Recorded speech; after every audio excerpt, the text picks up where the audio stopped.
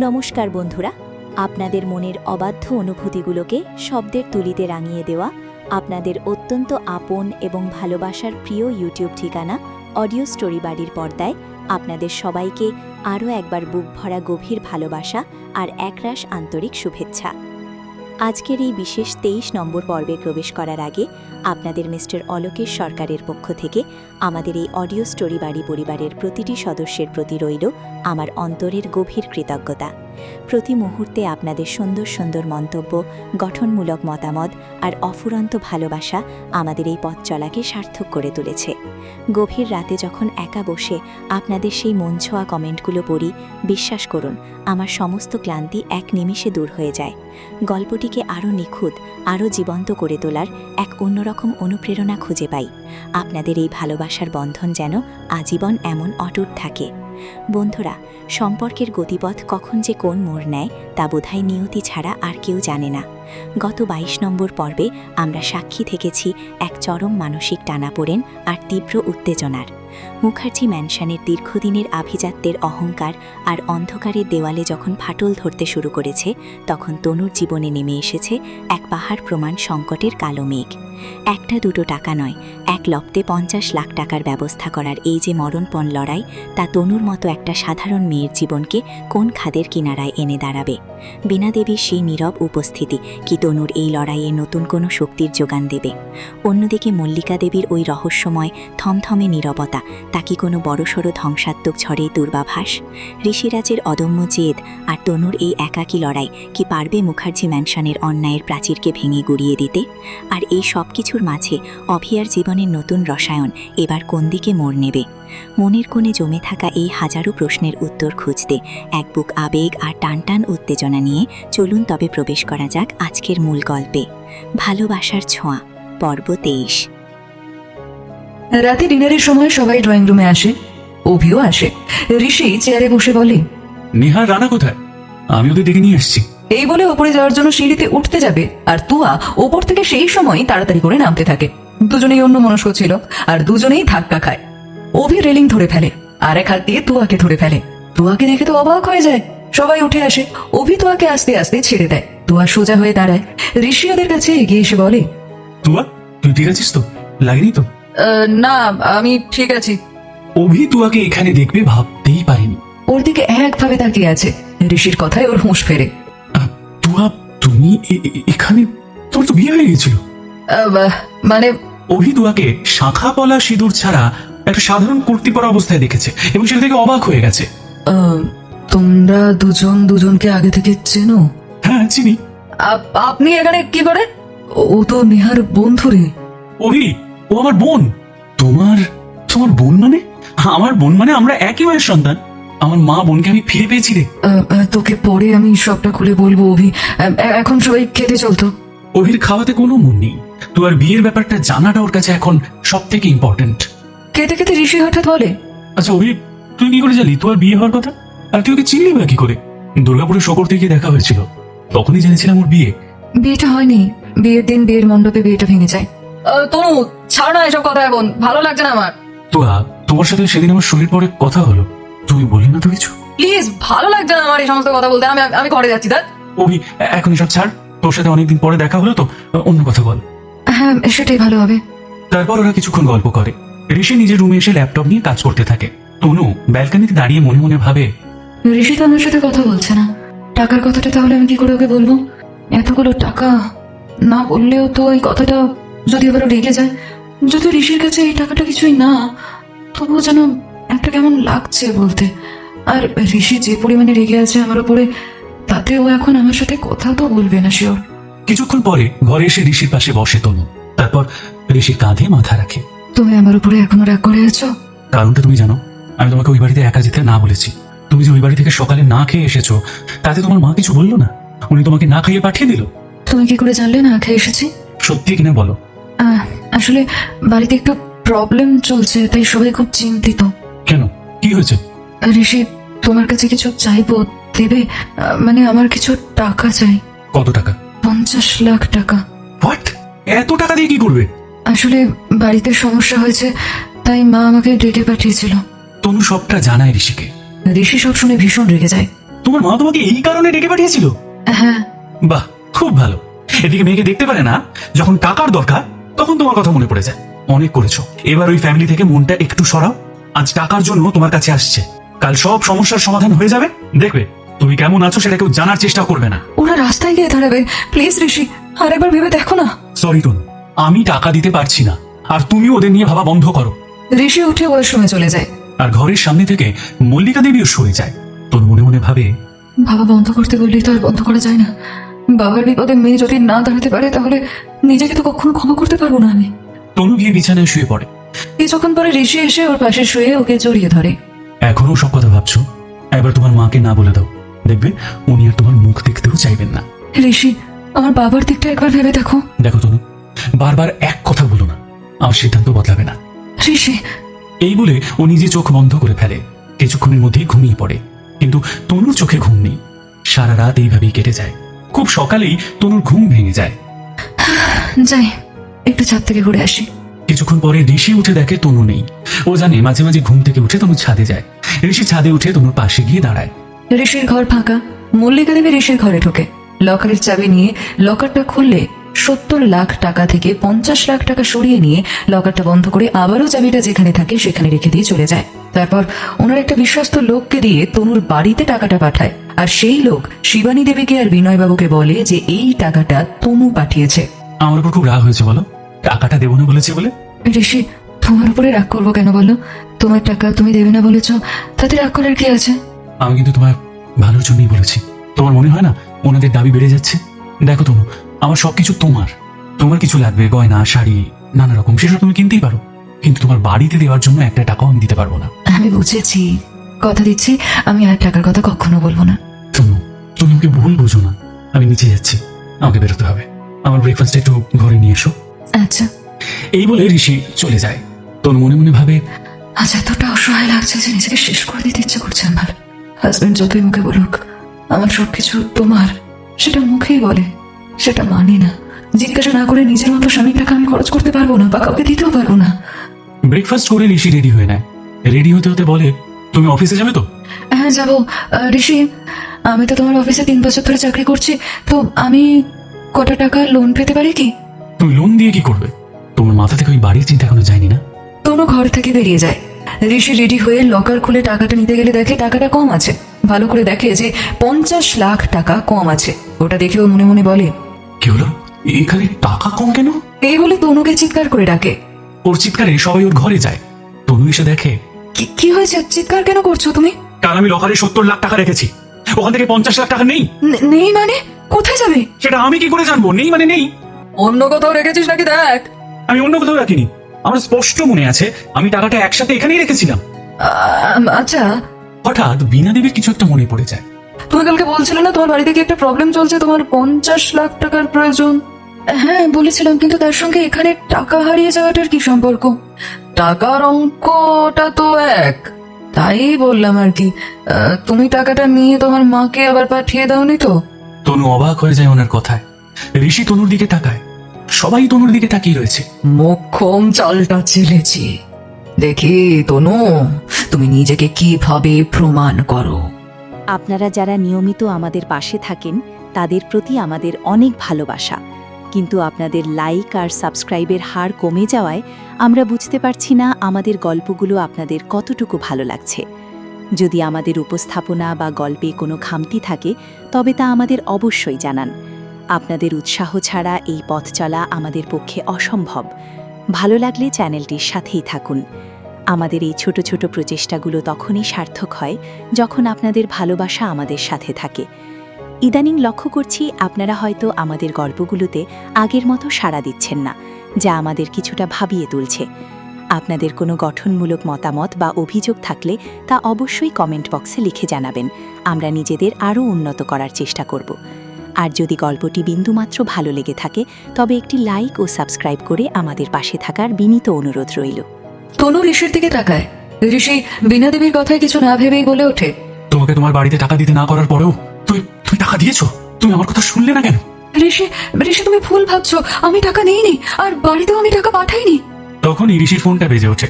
ঋষি ফোনটা হাতে নিয়ে দেখে তনুর মা ফোন করেছে। সেটা দেখে ফোনটা রিসিভ করে স্পিকারে দেয় ঋষি। হ্যালো, হ্যাঁ আন্টি বলুন। ঋষি, তোমাকে অনেক ধন্যবাদ গো টাকাটা দেওয়ার জন্য। আজকে কিছুক্ষণ আগে একজন এসে বললো তোনো 50 লাখ টাকা পাঠিয়ে দিয়েছে। হ্যাঁ, আমি জানি তুমি দিয়েছো আসলে টাকাটা ওকে। তুমি না দিলে ও পাবে কোথায়? অনেক অনেক ধন্যবাদ গো তোমাকে। আন্টি আমি এখন অফিসে যাব, আমি রাখছি, পরে কথা বলছি। এই বলে ফোনটা কেটে দেয় আর তনুর দিকে তাকায় ঋষি। তনু পুরো হতভম্ব হয়ে যায়। এই মাত্র যে তুমি বললে তুমি টাকাটা নাওনি, মিথ্যা কথা কেন বলছিলে? গরিব ঘরের মেয়ের স্বভাব আর যাবে কোথায়? বেবি ছাড়ো। তনু, এই টাকাটা আমি একটা কাজের জন্য তুলেছিলাম, তুমি আমাকে একবার বলে তারপর দিতে পারতে। এটা কিন্তু তুমি ঠিক করোনি। কিন্তু ঋষির এই কথাটা তনুর মনের মধ্যে শুলের মতো গিয়ে গিয়েছিল। ওর চোখটা বন্ধ হয়ে গেল। সরি, ভুল হয়ে গেছে, আর কখনো এমন হবে না, আমাকে ক্ষমা করে দাও। তনু কোনো প্রতিবাদ করলো না। দেখো তনু, তুমি বাড়ির বউ, এভাবে চুরি করাটা তোমায় নিশ্চয়ই মানায় না। তনুর মুখ থেকে কোনো কথা বেরোচ্ছে না। ও চোর, এটা ওর কানের মধ্যে বেজে যাচ্ছে। ঋষি ফোন নিয়ে বেরিয়ে গেল। তোর খুব খারাপ লাগে। নেহা বেরোয়নি, সবাই চলে গেল। দাদা তোকে টাকাটা বাড়িতে দিতে বারণ করেছিল, বাড়িতে প্রবলেম তাই টাকাটা তুই নিয়েছিস, কিন্তু এটা তো তোর বরের টাকা, তুই নিতেই পারতিস। ওটা কথার কথা, বরের টাকা কখনো নিজের হয় না, বরের টাকাও না বলে নিলে সেটাও চুরি হয়। নেহার কিছু বলে না, বেরিয়ে যায়। নেহা বেরিয়ে গেলে ঋষি ঘরে ঢোকে। ঋষি তনুর কাছে আসে। তুমি তো জানতে টাকাটা সাপ্লায়ারকে দিতে হবে, তাহলে ওই টাকাটা কেন নিলে? আর তোমাকে আমি না করেছিলাম তো টাকা দিতে, তারপরও তুমি আমার কথা শুনলে না, টাকাটা দিলে। একবার তুমি আমাকে জিজ্ঞাসা করতে পারতে, সেটাও প্রয়োজন মনে করলে না। টাকাটা নেওয়ার আগে ভাবলেও না একবার। সরি, ভুল হয়ে গেছে, আর কখনো হবে না। আমি মার কাছ থেকে টাকাটা এনে 1 ঘন্টার মধ্যে দিয়ে আসবো অফিসে। সেটা দরকার নেই। ঋষিরাজ মুখার্জির টাকার অভাব নেই। তুমি অফিসে চলো, মিটিং আছে। তোমার মার সাথে আমার কথা হয়েছে, উনি জানে আমি টাকাটা দিয়েছি। এখন টাকাটা নিয়ে আসলে এটা খারাপ হবে। দিয়ে যখন দিয়েছো তখন কিছু করার নেই। টাকা দেবো না বলেছি বলে তুমি একবার আমাকে না জানিয়ে টাকা পাঠিয়ে দেবে, সেটা আমি ভাবিনি। আর কখনো হবে না, আমি আর কোনোদিন না বলে তোমার কোনো জিনিসে হাত দেবো না। লকারের চাবির সাথে পাসওয়ার্ড আছে, পাসওয়ার্ড না দিলে তো লকার খুলবে না। এবার না হয় পাসওয়ার্ডটা বদলে দিও। মল্লিকা দেবী ঠিক তখনই ঘরে ঢুকলেন। ঋষি, বলছি যে তুই পাসওয়ার্ডটা না বদলে দে। এবার থেকে আমাকেও পাসওয়ার্ডটা তুই বলবি না। আগে তো আমি ছাড়া কাউকেই বলিসনি। দেখ, সবকিছুতেই দোষ আমার হয়, কিন্তু দেখ তনু আজ হাতে নাতে ধরা পড়লো। হ্যাঁ, না হলে তো সেই তুই ভাবতিস যে আমি টাকাটা নিয়েছি। লকার চেঞ্জ করার কোনো দরকার নেই। আমার মনে হয় দরকার আছে। হ্যাঁ মা, আপনি ঠিক বলেছেন, আপনি লকার চেঞ্জ করার ব্যবস্থা করুন। মল্লিকা দেবী আর কিছু না বলে বেরিয়ে যায়। আমি বাড়ি থেকে টাকাটা নিয়ে আসছি, 1 ঘন্টা সময় দাও। মাথাটা গরম করবে না তনু। যখন টাকাটা নিয়ে দিয়ে এলে তখন একবারও বলার প্রয়োজন মনে করলে না, আর এখন দরকার নেই টাকাটা আনার। তনু, 50 লাখ টাকা কম টাকা নয়। এরপর ওনাদের ডিমান্ড আরো বাড়বে। তনু প্লিজ কথাটা মাথায় রাখো। এরপর যা করবে আমাকে জানিয়ে করবে। ঋষি, এই বলে রাগের মাথায় ঋষি বেরিয়ে যায়। তনু বিছানায় বসে পড়ে, মনে মনে বলে, এই ছেলে ঋষি, তুমি আমাকে এতটুকু বিশ্বাস নেই যে আমি অতগুলো টাকা নেবো না বলেছি, মানে নেবো না। তনু আজ নিজেকে প্রমিস করলো, তোমার কোনো কিছুর উপরে আমি কখনো কোনো অধিকার দেখাবো না, আর না কখনো কোনো কিছু চাইবো। আসলে এই শিক্ষাটা হওয়াটা আমার খুব দরকার ছিল। তারপর রেডি হয়ে রওনা দেয় বাড়ি যাওয়ার জন্য। তনু বাড়িতে গিয়ে মাকে ডাকে। শিবানী দেবী বেরিয়ে এসে বলেন, কি হয়েছে? তোমাদের কাছে যে কেউ আমার নাম করে যা দিয়ে যাবে তোমরা সেটা হাত পেতে নিয়ে নেবে? একবারও আমাকে ফোন করে জিজ্ঞেস করবে না যে সেটা আদৌ আমি পাঠিয়েছি কিনা? কেন, কি হয়েছে? সকালে টাকাটা নেওয়ার আগে আমাকে একবার জিজ্ঞেস করতে পারতে, টাকাটা দাও। কিন্তু টাকাটা তো তুই পাঠিয়েছিলি। আমি টাকাটা পাঠাইনি, আর না ঋষি পাঠিয়েছে। কি? তাহলে টাকা পাঠালো কে? এই টাকা দেওয়া নিয়ে কি কোনো অশান্তি হয়েছে নাকি? অনেক কিছু হয়েছে, এই টাকাটার জন্য আমাকে চোর অপবাদ শুনতে হয়েছে। প্লিজ দাও আমাকে টাকাটা। টাকাটা যদি দিয়ে দেয় তাহলে বাড়িটা হাতছাড়া হয়ে যাবে। যে আজ অশান্তি হচ্ছে, কাল ঠিক হয়ে যাবে। কিন্তু কালকের মধ্যে যদি টাকাটা না দেওয়া হয়, তোর জেঠু সবাইকে তো রাস্তায় বের করে দেবে। আমার আর ভালো লাগছে না, আমার নিজেকে শেষ করে দিতে ইচ্ছে করছে। প্লিজ টাকাটা দাও, তোমার কাছে হাত জোর করছি মা। আমি তোর কাছে হাত জোর করছি রে? আমাদের পথে বসা থেকে তুই বাঁচা। তোর অসুস্থ বাবা আর অসুস্থ বোনটাকে নিয়ে আমি কোথায় যাবো? প্লিজ তুই আমাকে দয়া কর। তনু সোফাতে বসে পড়ে। তনু বিভ্রান্ত হয়ে পড়ে। মা প্লিজ তুমি টাকাটা দাও, আমি তোমাদের রাস্তায় বসতে দেবো না। আমি বুঝতে পেরেছি কিছু তো একটা অশান্তি হয়েছে। ঠিক আছে আমি টাকাটা নিয়ে আসছি, দাঁড়া। এই বলে শিবানী দেবী পুরো টাকাটা নিয়ে ওকে দিয়ে দেয়। তনু টাকাটা নিয়ে বেরিয়ে যায়। তনু যখন অফিসে যায় তখন 1টা বাজে। ঋষি মিটিং সেরে বেরিয়েছে, মাথাটা গরম হয়ে রয়েছে। মিটিংটা ঠিক মতো হয়নি। তনু আসেনি এখন। আজকের এই মিটিং এ তনুর থাকাটা খুব দরকার ছিল, কিন্তু তনু আসেনি দেখে মাথাটা গরম হয়ে যায়। ঋষি কেবিনে গিয়ে বসে। ওকে অনেকবার ফোন করা হয়েছে, কিন্তু তনুর ফোন সুইচ অফ ছিল। তনু অফিসে ঢুকে ঋষির কেবিনে যায়। ঋষি ওকে দেখে ভীষণ রেগে ওঠে। কোথায় ছিলে এতক্ষণ? তোমার জন্য মিটিংটা ক্যান্সেল করতে হলো। ফোনটা সুইচ অফ কেন? আসলে কাল চার্জ দেওয়া হয়নি ফোনটাতে, চার্জ দিতে ভুলে গিয়েছিলাম। মিটিং এ না এসে কোথায় গিয়েছিলে? বাড়িতে গিয়েছিলাম। তনু ব্যাগ থেকে টাকাটা বের করে, তারপর ঋষির সামনে টাকাটা দেয়। পুরো 50 লাখ টাকা আছে, গুনে না। কি? ঋষি ভীষণ রেগে ওঠে টাকাটা দেখে। তোমাকে টাকাটা নিয়ে আসতে বারণ করেছিলাম আমি, তাহলে কেন এনেছো? তুমি কি ঠিক করেছো? আমার কোনো কথা শুনবে না?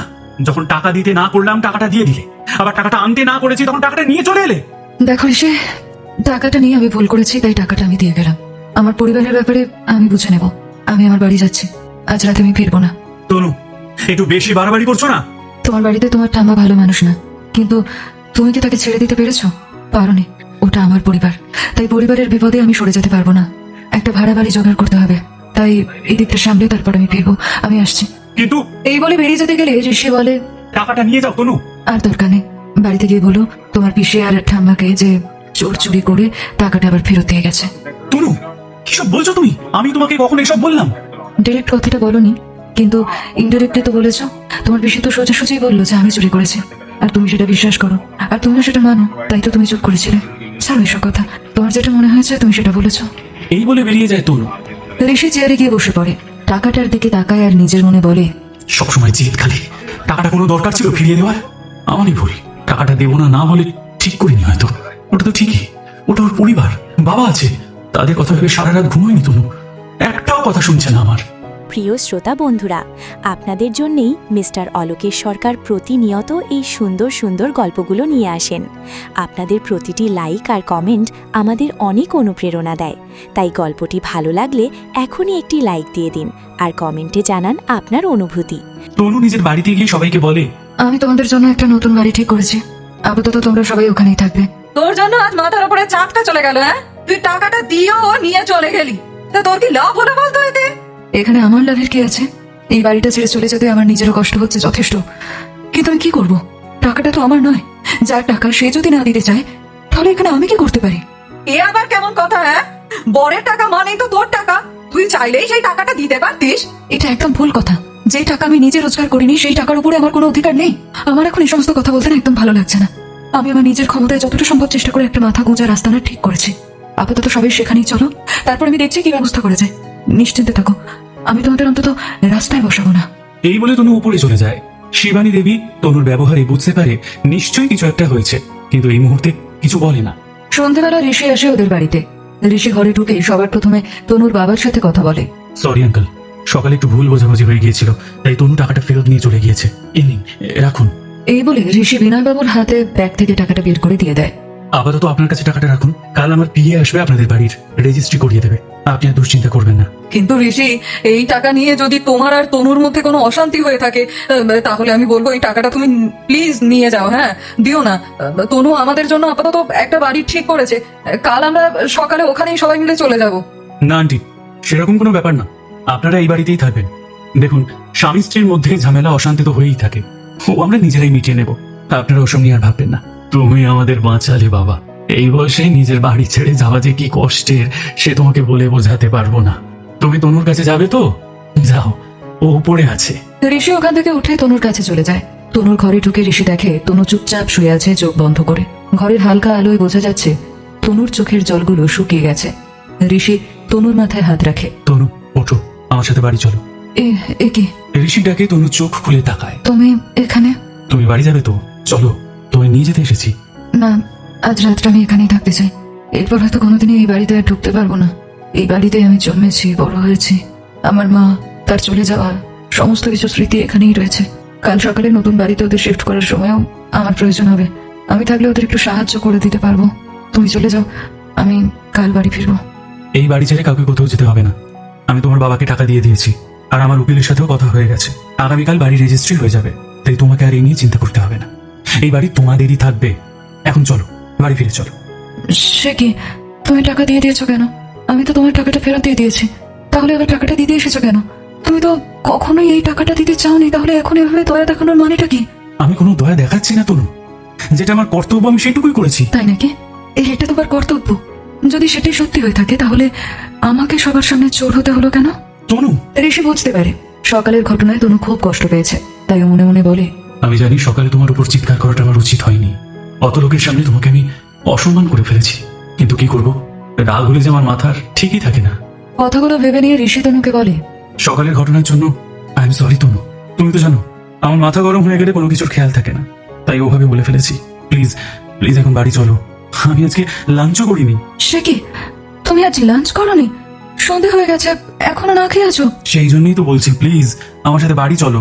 বাড়ি গিয়ে দুজনে একসাথে ডিনার করব। এই কথা শুনে তনু উঠে তাড়াতাড়ি রেডি হয়ে নেয়। তারপর দুজনে একসাথে বাড়ির পথে রওনা দেয়। সারা রাস্তা তনু ঋষির সাথে একটাও কথা বলে না। ঋষি বুঝতে পারে তনুর মনের মধ্যে ওর প্রতি অনেকটা দূরত্ব হয়ে গেছে। এই মান অভিমানের দূরত্ব কমানোটা এত সহজ হবে না, সময় লাগবে। এদিকে আজ সারাদিন অভি বাড়ি ছিল না। রাত প্রায় 10টা নাগাদ ও বাড়ি ফিরে নিজের রুমে যাওয়ার সময় তুয়ার ঘরের সামনে থেকে যায়। তখন দেখে ঘরের দরজাটা খোলা। তুয়া বিছানায় বসে কিছু একটা কাজ করছে, তাই কৌতূহল বশতই তুয়াকে অনেকক্ষণ দেখেনি বলেই ও ঘরের দরজায় নক করে। তুয়া দরজার দিকে তাকিয়ে দেখে অভি দাঁড়িয়ে আছে। আরে আপনি মানে বাইরে কেন? ভেতরে আসুন। আমি এইসবে ফিরলাম, কাল থেকে তোমার সাথে ভালো করে কথাই হয়নি। দেখলাম তুমি জেগে আছো, তাই ভাবলাম তোমার সাথে একটু কথা বলে যাই। কেমন আছো ফুলবাদি? এই যেমন দেখছেন তেমনই আছি, ঠিক আছে। তা আপনি কেমন আছেন? আমি ভালো আছি। আচ্ছা, কাল থেকে ভাবছি তোমাকে একটা কথা জিজ্ঞাসা করবো, কিছু মনে করবে না তো? না না, মনে করে কি আছে, কি জানতে চান বলুন না। আমার বিয়েটা কেন হয়নি? হ্যাঁ না আসলে অভি একটু অপ্রস্তুত হয়ে উত্তর দেয়। হ্যাঁ মানে ওই আর কি। আরে এত কিন্তু কিন্তু করার তো কিছু হয়নি। আসলে আমার বিয়েটা ওই মল্লিকা মুখার্জির কৃপায় বিয়ের আসরেই ভেঙে গেছে। ঠাম্মার জন্য বিয়ে ভেঙে গেছে মানে? মানে আপনার ঠাম্মা বিয়ের মণ্ডপে সবার সামনে আমার জন্ম পরিচয় নিয়ে কথা তোলে। আমার যেহেতু পিতৃ পরিচয় জানা নেই, আর পাত্রপক্ষ একজন জন্ম পরিচয়হীন মেয়ের সাথে, তাই নিজের ছেলের বিয়ে দিতে চাইনি। তাই বিয়ের মণ্ডপে আমাকে একা ফেলে রেখে তারা তাদের ছেলেকে নিয়ে চলে যায়। আর তারপরেই আমার মাটা অসুস্থ হয়ে পড়ে। তুয়া সেই দিন থেকে আজকের দিন পর্যন্ত ওর সাথে যা যা ঘটেছে সবটাই অভিকে বলে দেয়। ডিএনএ টেস্ট করানোর বিষয়টাও অভিকে জানায়। তারপর আর নিজেকে ধরে রাখতে পারে না, কেঁদে ফেলে। অভি তোয়ার পাশে বসে ওর কাঁধে হাত রাখে। এ কি ফুলবালি, তুমি কাঁদছো কেন? এতে তোমার তো কোনো দোষ নেই। আগে এখন কেমন আছেন? আগে থেকে মা একটু ভালো আছে। এখন নিজে নিজে উঠে বসতে পারে, হাতটা আস্তে আস্তে নাড়াতেও পারছে। এইভাবে কান্নাকাটি করো না, তোমাকে এরকম দেখতে একদমই ভালো লাগে না। সবসময় হাসি খুশি থাকো, তোমাকে হাসলেই বেশি মানায়। তুয়া অভির কথা শুনে ওর মুখের দিকে তাকায়, তারপর মনে মনে বলে, সত্যিই তো, আমি আজ পর্যন্ত কারোর সামনে আমার চোখের জল ফেলিনি। তাহলে আজ আমার এমন কি হলো? আমি অভির সামনে এভাবে কেঁদে ফেললাম কেন? হ্যাঁ, তারপর নিজেকে একটু সামলে নিয়ে বলে, আপনার ডিনার করা হয়ে গেছে? হ্যাঁ আমি আজ বাইরে থেকে খেয়ে এসেছি। তুমি খেয়ে নিয়েছো? হ্যাঁ, আমার খাওয়া হয়ে গেছে। ঠিক আছে, তাহলে শুয়ে পড়ো, অনেক রাত হয়ে গেছে, আমি আসি। এই বলে অভি তোয়ার ঘর থেকে বেরিয়ে যায়। তোয়া বুঝতে পারে অভিকে মনের কথাগুলো বলে ওর বেশ হালকা লাগছে। ঘরের লাইটটা বন্ধ করে তোয়াও শুয়ে পড়ে। পরের দিন সকালে তনু ঘুম থেকে উঠে ফ্রেশ হয়ে নিচে যাওয়ার আগে মল্লিকা দেবীর ঘরে যায়। ঋষি ঘুম থেকে উঠে তনুকে দেখতে না পেয়ে বেরিয়ে দেখে তনু মল্লিকা দেবীর ঘরে ঢুকেছে, তাই ও গিয়ে দরজার সামনে দাঁড়ায়। তুমি এখানে কেন? আমার ঘরেও টাকা চুরি করতে এসেছো নাকি? এই ঘরে আপনি আর আমি ছাড়া তো আর কেউ নেই, তাই হয়তো মিথ্যে কথা বলছেন কেন? আপনি তো নিজেও জানেন টাকাটা আমি চুরি করিনি, আর না আমি আমার বাড়িতে টাকাটা পাঠিয়েছি। সোজা সোজা বলুন না, কেন করলেন এরকম কাজটা? তনুর কথা শুনে মল্লিকা দেবী একটা বাঁকা হাসি হাসলেন। তাই নাকি? তা তোমার কাছে কি প্রমাণ আছে যে এই সমস্ত কিছু আমি করেছি? প্রমাণ থাকলে আজ আপনার সামনে এখানে একা কথা বলতাম না, বাড়ির সবাইকে ডেকে সেই প্রমাণটাই আমি দেখিয়ে দিতাম। কিন্তু আমি শিওর এই কাজ আপনি ছাড়া আর কেউ করতে পারে না। ঋষির লকারের পাসওয়ার্ড আপনি, আমি আর ঋষি ছাড়া অন্য কেউ জানে না। ঋষির টাকা ঋষি নিজে চুরি তো করবে না, আমিও টাকাটা নিইনি। তাহলে বাকি রইলেন আপনি।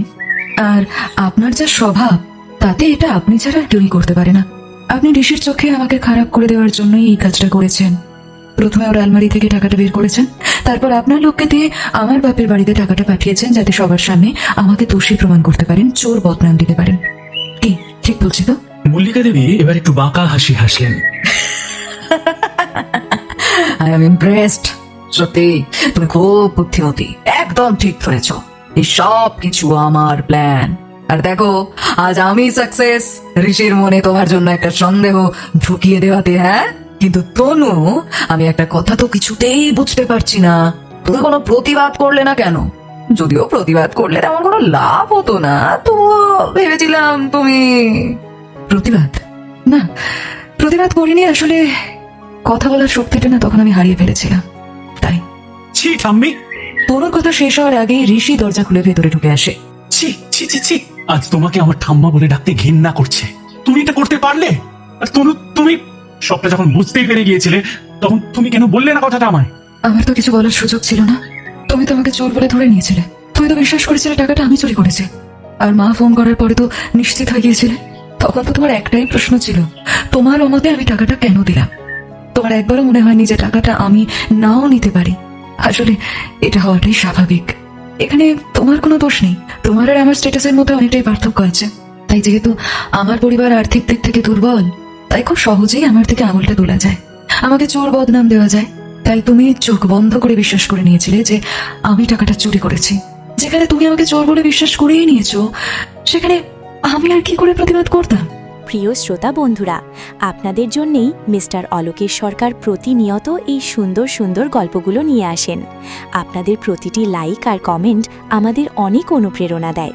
তাই গল্পটি ভালো লাগলে এখনই একটি লাইক দিয়ে দিন আর কমেন্টে জানান আপনার অনুভূতি। তনুর কথাগুলো শুনে ঋষি কোনো উত্তর দিতে পারে না, চুপ করে দাঁড়িয়ে থাকে। তনু ঘর থেকে বেরিয়ে যায়। ঋষি অত্যন্ত বিরক্ত হয়ে মল্লিকা দেবীর দিকে তাকায়। একটা কথা বলো তো ঠাম্মি, তোমার সাথে আমার কিসের শত্রুতা? তুমি কেন আমার জীবনটা নরক করে তুলছো? আজ শুধু তোমার কারণে আমি তনুর চোখের দিকে তাকিয়ে কথা বলতে পারছি না। একবার তুমি তনুকে মারার চেষ্টা করেছো, আর এখন আমাদের মধ্যে ভুল বোঝাবুঝি সৃষ্টি করলে তুমি। কেন বারবার তনুকে আমার থেকে দূরে সরিয়ে দিতে চাইছো তুমি? কেন?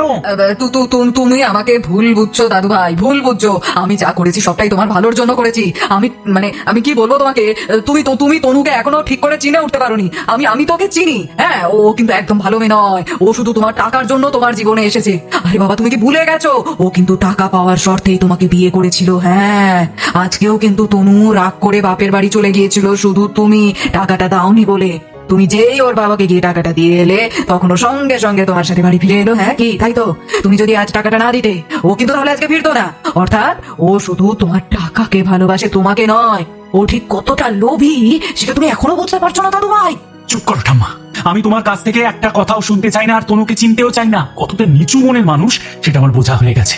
তাই তোমার থেকে আমি আর কিছুই আশা করি না। তোমাকে আমি শেষবারের মতো বলছি, তুমি তনুর থেকে দূরে থাকো আজকের পর থেকে। তুমি যদি তনুর আর কোনো রকম ক্ষতি করার চেষ্টা করো, আমি কিন্তু তোমার ছেড়ে কথা বলবো না। তোমার জেলে পাঠাতে আমি দ্বিতীয়বারও ভাববো না। দাদু ভাই, এই বলে ঋষি নিজের রুমে চলে যায়। গিয়ে দেখে তনু ততক্ষণে স্নান করে রেডি হয়ে গেছে। ঋষিকে ঘরে ঢুকতে দেখেই তনু বলে, তুমি ফ্রেশ হয়ে নাও, আমি ব্রেকফাস্টটা নিয়ে আসছি তোমার। সরি তনু। ঋষি এসে তনুর হাত দুটো ধরে। আমাকে ক্ষমা করে দাও, তুমি একদম ঠিক বলেছো। তুমি টাকাটা চাওয়ার পর আমি তোমাকে দিইনি বলে আমি ওই মুহূর্তে ভেবেই নিয়েছিলাম যে তুমি নিশ্চয়ই টাকাটা নিয়েছো। আর অন্যরকম কোনো কিছু তখন আমার মাথায় আসেনি। একবারও আমি ভাবিনি যে আমার বউকে অবিশ্বাস করছি। দেখো, আমি চাইনি তুমি সত্যিটা জানো। তুমি যে দরজার আড়াল থেকে সব কথা শুনে ফেলেছো সেটা আমি বুঝতে পারিনি। তবে যখন জেনেই গেছো যে টাকাটা আমি নিইনি, তাহলে আর একটা কথা আজ ভালো করে জেনে রাখো। আমি কখনো না বলে তোমার টাকা কেন, তোমার কোনো জিনিসেই হাত দিই না, দেবও না। তাতে আমি যদি মরেও যাই তাও নেব না। আর এই বিষয়ে আমি কোনো আলোচনা এখন তোমার সাথে করতে চাইছি না। ছাড়ো, আমাকে যেতে দাও। তনু, তনু প্লিজ, দরকার হলে আমাকে একটা চড় মারো, কিন্তু এভাবে কথা বলো না। তুমি আমার স্ত্রী, তাই আমার সবকিছুতেই শুধু তোমার অধিকার। এসব কথা কেন বলছো ঋষি? প্লিজ ছাড়ো, তোমাকে অফিসে যেতে হবে, দেরি হয়ে যাচ্ছে। বিশ্বাস করো, আমি তোমার উপর রাগ করে নেই। যেটা স্বাভাবিক তুমি সেটাই করেছো। তোমার জায়গায় আমি থাকলে হয়তো আমি এটাই করতাম। আমি গরিব ঘরের মেয়ে, আমি কখনো একসাথে এতগুলো টাকা চোখেও দেখিনি। তাই সবার তো এটা মনে করাটা খুব স্বাভাবিক যে আমার দরকারে আমিই টাকাগুলো নিয়ে নিয়েছি। তোমার তো কোনো দোষ নেই। গরিব মানুষদের চোর ভেবে নেওয়াটা এই সমাজের ধর্ম, তুমি সেটাই করেছো। যাই হোক, তুমি রেডি হয়ে নাও, আমি আসি। আমি বুঝতে পারছি তুমি কষ্ট পেয়েছো তনু। এই বলে ঋষির হাত ছাড়িয়ে তনু রুম থেকে বেরিয়ে যায়। ঋষি মনে মনে ভাবে, আমি বুঝতে পারছি তনু, তুমি খুব কষ্ট পেয়েছো। তোমার অভিমান হয়েছে, আর এই অভিমান এত তাড়াতাড়ি ঠিক হবে না। তোমার মনে আঘাত লেগেছে, কিন্তু আমিও কথা দিচ্ছি তোমার সমস্ত রাগ অভিমান আমি দূর করে দেবো। কিছুক্ষণ পর ঋষি ফ্রেশ হয়ে ওয়াশরুম থেকে বের হয়। দেখে তনু এক প্লেট স্যান্ডউইচ নিয়ে ওর সামনে এসেছে। তোমার ব্রেকফাস্টটা রেখে গেলাম, রেডি হয়ে খেয়ে নিও। এক প্লেট এনেছো, তুমি খাবে না? না, আমার এখন খেতে ইচ্ছা করছে না। তুমি খেয়ে নাও, আমি পরে খাবো। তোমার খেতে ইচ্ছে করছে না, তাই তো? এই বলে তনুকে ভিজে গায়ে জড়িয়ে ধরে একটা কিস করে। তারপর ওকে জোর করে টেনে নিয়ে সোফায় বসায় আর প্লেট থেকে একটা স্যান্ডউইচ তুলে ওকে নিজের হাতে খাইয়ে দেয়। তনু বুঝতে পারে এখন ঋষিকে ছাড়িয়ে যাওয়ার উপায় ওর হাতে নেই, তাই ও চুপ করে খেয়ে নেয়। এদিকে তুয়া সকালে ঘুম থেকে উঠে স্নান সেরে মায়ের কাছ থেকে ঘুরে এসে নিজের ঘরে বসে চা খাচ্ছে। এমন সময় অভি তুয়ার ঘরে আসে। তুয়ার বিয়ে ভেঙে গেছে এবং ওর মা অসুস্থ হয়ে পড়েছে। এটা শুনে অভি বেশ কষ্ট পায়, কিন্তু মনে মনে তোর বিয়ে হয়নি দেখে ও খুব খুশিও হয়। অভি ওর ঘরে আসে। এই যে ফুলবালি, একা একা ঘরে বসে কি করছো? আরে তুমি? তুয়া অনেকক্ষণ একা ঘরে বসেছিল। অভিকে ঢুকতে দেখে ও বেশ খুশি হয়। তেমন কিছু নাই তো, একটু চা খাচ্ছি গো। আচ্ছা তুয়া, তুমি বলেছিলে তুমি উচ্চ মাধ্যমিক পাশ করেছো। হ্যাঁ, তা তোমার রেজাল্ট কেমন হয়েছিল গো? রেজাল্ট ভালোই হয়েছিল, ফার্স্ট ডিভিশনে পাস করেছিলাম। বাহ, তাহলে তো খুব ভালো। আচ্ছা, এখানে কোনো কলেজে ভর্তি হয়ে গেলেই তো হয়, তোমার পড়াশোনাটা তুমি কন্টিনিউ করতে পারো। আমি বরং সেই ব্যবস্থাই করে দিই। না না না না, মানে আপনাকে কিছু করতে হবে না। ঋষিদা আর ওনার বাবা বলেছেন আমাকে কলেজে ভর্তি করে দেবেন। 2 মাস পরে নতুন সেশন শুরু হবে, তখনই আমি কলেজে ভর্তি হবো আর কি। বাহ, তাহলে তো খুব ভালো। পড়াশোনা ছাড়া তোমার আর কি করতে ভালো লাগে? আমার গান শুনতে খুব ভালো লাগে, অল্প অল্প করে গান করতেও ভালো লাগে। তাহলে তো একদিন তোমার গান শুনতেই হয়। এই রে, আচ্ছা, সামনে কিন্তু আমার শো আছে, তুমি যাবে আমার শো দেখতে? তাহলে আমি তুমি নিয়ে যাবো। আপনি আমাকে আপনার শো দেখতে নিয়ে যাবেন? হ্যাঁ, আর আর সবাই জিজ্ঞেস করলে তখন কি বলবেন? কি আবার বলবো? বলবো তুমি আমার বন্ধু, সেটাই বলবো। বন্ধু? মানে আমার মতন একজন মেয়ে আপনার বন্ধু? দেখো তুয়া, আমি বিশ্বাস করি পৃথিবীর সমস্ত সম্পর্কের চেয়ে বন্ধুত্বের সম্পর্ক সবচেয়ে বেশি পবিত্র। কারণ এই সম্পর্কে কোনো স্বার্থ থাকে না। এই সম্পর্ক আমরা নিজেরা তৈরি করি। বাবা মা ভাই বোন এই সবকিছুই ঈশ্বর আমাদের জন্য তৈরি করে রাখেন। আর রক্তের সম্পর্কেও কিছু না কিছু স্বার্থ লুকিয়ে থাকে, কিন্তু বন্ধুত্ব মানুষ মন থেকে করে। আর সত্যি বলতে আমার কখনো কোনো বেস্ট ফ্রেন্ড ছিল না, কারোর সাথে সেভাবে মনের কথা শেয়ার করিনি। কিন্তু তোমার সাথে কথা বলতে আমার বেশ ভালো লাগে, জানো। আমার মনে হয় নিজের মনের কথাগুলো তোমার সাথে শেয়ার করলে আমার শান্তি লাগে। তাই তুমি যদি আমার বেস্ট ফ্রেন্ড হও, আমি খুব খুশি হব। হবে আমার বেস্ট ফ্রেন্ড? আচ্ছা বেশ, ঠিক আছে, আমি তোমার বন্ধু হতে রাজি। আজ থেকে আমি তোমায় কথা দিলাম, সুখে দুঃখে সবসময় বন্ধু হিসেবে আমি তোমার পাশে থাকবো। তাহলে হাত মেলাও। এই বলে অভি নিজের হাতটা বাড়ায়, আর অভির হাতের উপরে নিজের হাতটা ঠিক রাখবে এমন সময় দরজার বাইরে বীণা দেবী নিজের ঘরে যাওয়ার পথে তুয়ার রুমের দিকে তাকায়। উনি দেখতে পান তুয়া আর অভি হাতের উপর হাত রেখে গল্প করছে। উনি দেখে খুব খুশি হন, কিন্তু মনে মনে ভাবেন, তুয়া আর অভিকে একসাথে কি মিষ্টি দেখাচ্ছে। ছেলেটা বড্ড ভালো, কিন্তু ভয় হয় ওর বাবা মা যদি জানতে পারে ও তুয়ার মতন একটা গরিব ঘরের মেয়েকে বন্ধু বানাচ্ছে, তাহলে না জানি কত অশান্তি করবেন। একই ছেলের সাথে বাবা মার সম্পর্কটা ভালো নয়, সেই জন্যই অভি একদমই নিজের বাড়িতে থাকতে চায় না। শুধুমাত্র ছোট্ট বোনটার প্রতি যা একটু টান আছে। তোমার সাথে অভিকে এভাবে দেখলে ওর বাবা মা কিছুতেই মেনে নেবে না। এইসব ভেবে বীণা দেবী ওখান থেকে চলে যান। ওদিকে নেহা কালকেই সবে বাড়ি ফিরেছে, কিন্তু কাল রাত থেকে অসম্ভব জ্বর।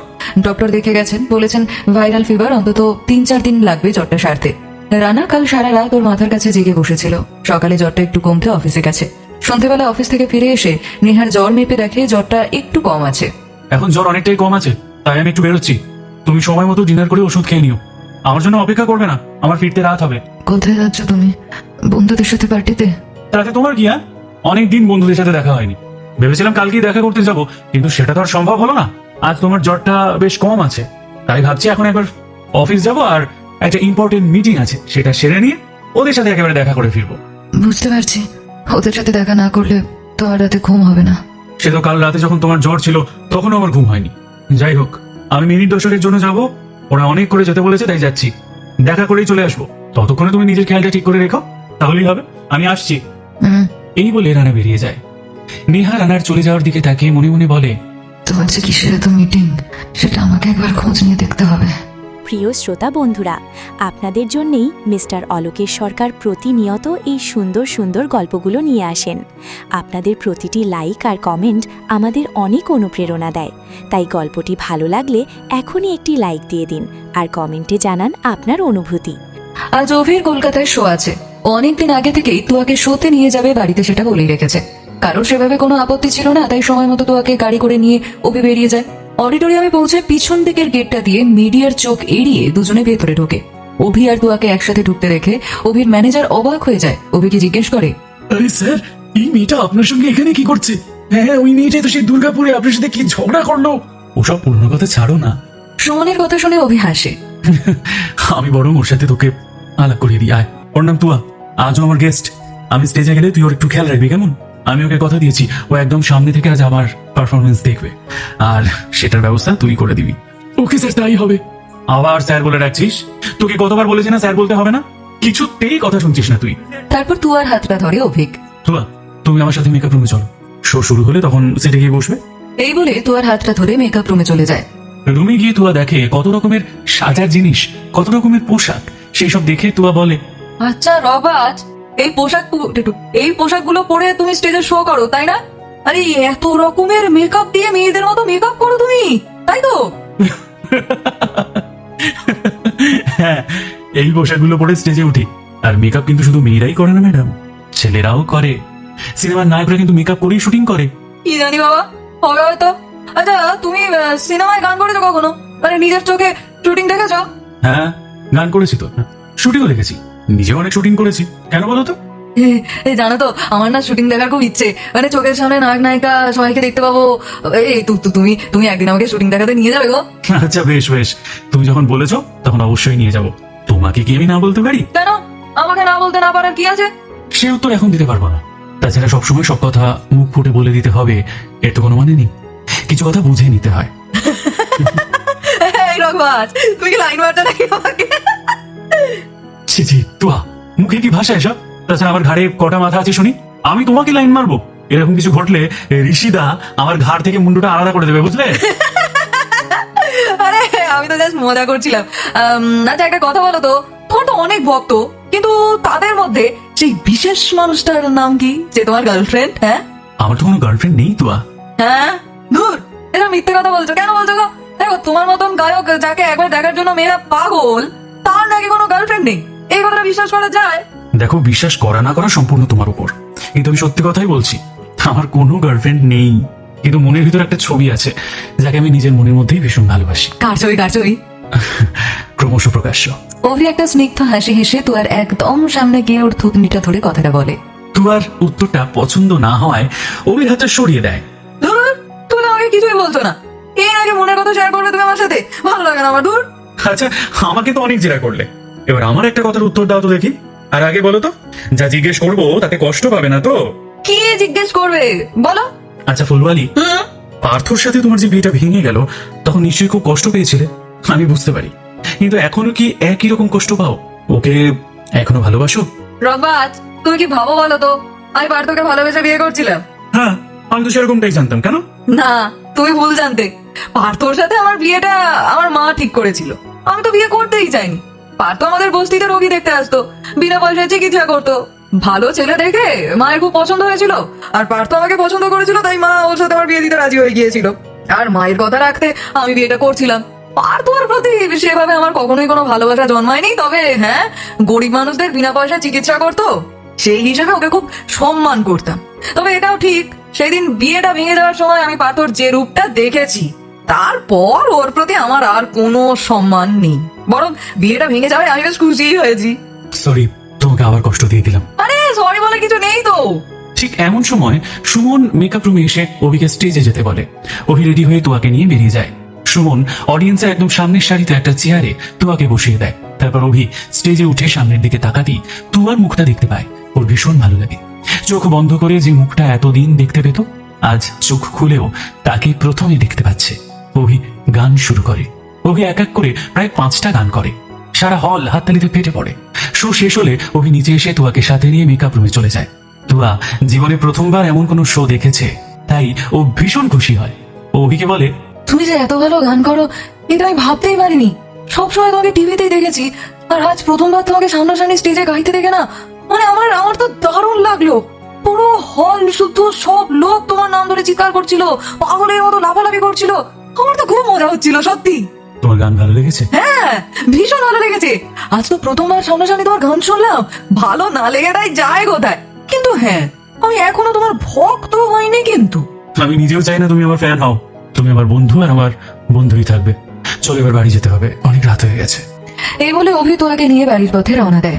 এদিকে আজ 7 দিন পর ডিএনএ টেস্টের রিপোর্ট আসার কথা। সকাল থেকে বাড়ির সবাই একটু টেনশনে আছে, কিন্তু মল্লিকা দেবীর কোনো টেনশন নেই। উনি দিব্যি ঘুরে বেড়াচ্ছেন। তনু এটা দেখে একটু অবাক হয়ে ঋষিকে বলে, কি ব্যাপার বলো তো, তোমার ঠাম্মা আজকের মতো দিনে হঠাৎ এত খুশি মনে ঘুরে বেড়াচ্ছেন কেন?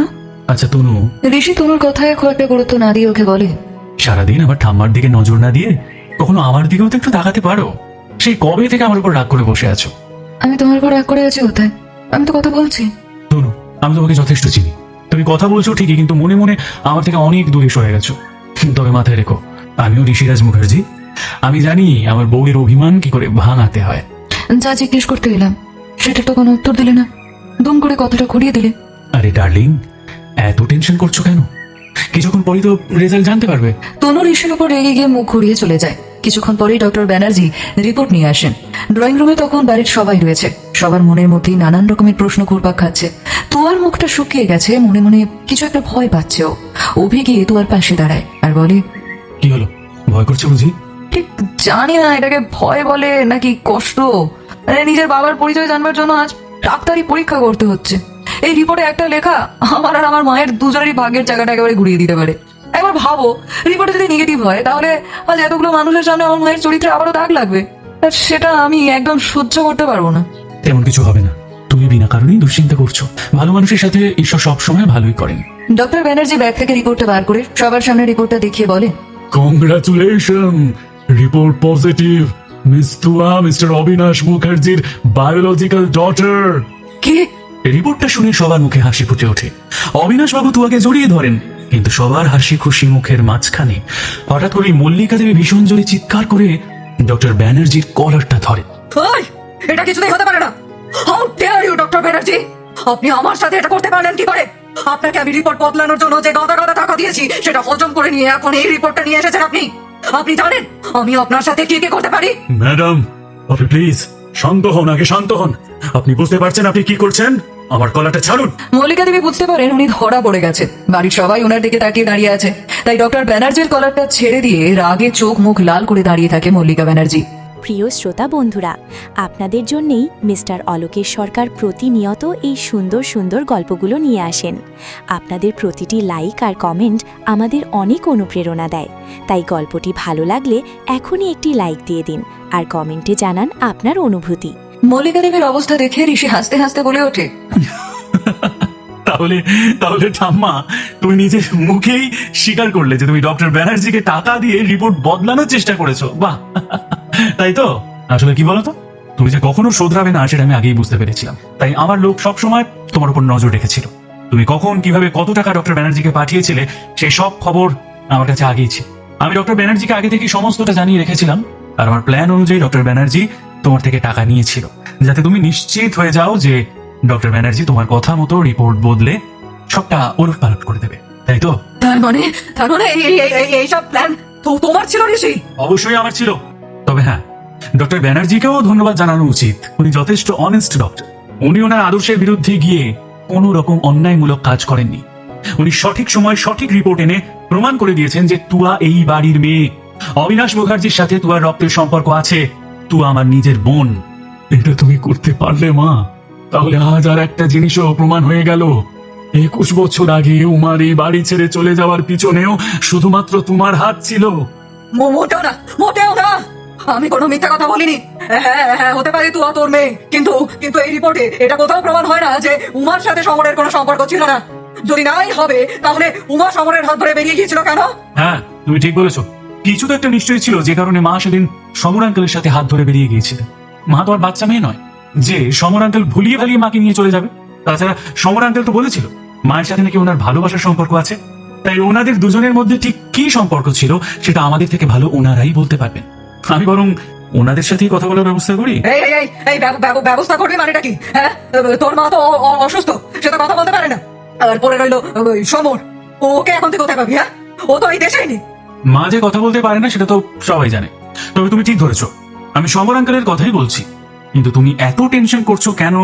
সমর আঙ্কেলকে পেয়ে গেলে তোমার বুঝি পর্দা ফাঁস হয়ে যাবে? আমি টেনশন করতে যাবো কেন? হ্যাঁ, আমি কি করেছি সেটা না হয় সমর আঙ্কেল নিজের মুখেই বলুন। এই বলে ঋষি সমরবাবুকে বাড়ির ভিতরে নিয়ে আসে। ওনাকে দেখে মল্লিকা দেবী চোখ বড় বড় করে ওনার দিকে তাকায়। বাড়ির সবাই তো অবাক হয়ে যায়। মল্লিকা দেবীর মুখটা ভয়ে শুকিয়ে যায়। উনি সমরবাবুর নাম ধরে চিৎকার করে ওঠেন, সমর! ততক্ষণে ডক্টর ব্যানার্জি চলে গেছেন। শুধুমাত্র বাড়ির লোকেরাই আছে। অবিনাশ বাবু সমরবাবুকে দেখে বলেন, সমর, তুই? ঋষি, তুই সমরকে কোথায় পেলি? আসলে সমর আঙ্কেলকে খুঁজে পাওয়ার ক্রেডিট শুধু আমার একার নয়। আমিও তোমার মতন মাকে কখনো বিশ্বাস করিনি। সত্যি ঘটনা কি সেটা জানার চেষ্টাও করিনি। তবু দুর্গাপুরে তুয়া আর মাকে ওইভাবে থাকতে দেখে প্রথম আমার মনে সন্দেহ হয়। ঠাম্মার কথায় যে অসঙ্গতি আছে তা আমি বুঝতে পারি। তারপর তনু আমার চোখে আঙুল দিয়ে বুঝিয়ে দেয় এই সব কিছুর মূলে যে আছে সবার আগে তাকে খুঁজে পেতে হবে। তবেই আমরা জানতে পারবো 21 বছর আগে ঠিক কি ঘটেছিল, কে সত্যি বলছে আর কে নিজের পিঠ বাঁচানোর চেষ্টা করছে। তারপর আমি তোমার কাছে সমর আঙ্কেলের অ্যাড্রেসটা জানলাম। সেই মতো ওনার বিদেশের ফোন নাম্বারে আমি ফোন করলাম, যোগাযোগ করলাম।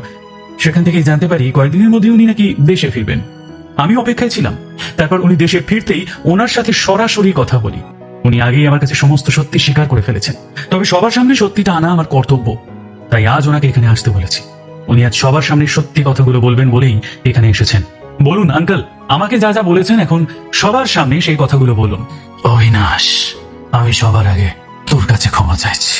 ভাই, আমি জানি আমি যা অন্যায় করেছি তার হয়তো কোনো ক্ষমা হয় না, কিন্তু বিশ্বাস করে আমি যা করেছি শুধুমাত্র মল্লিকা আন্টির কথায় করেছি।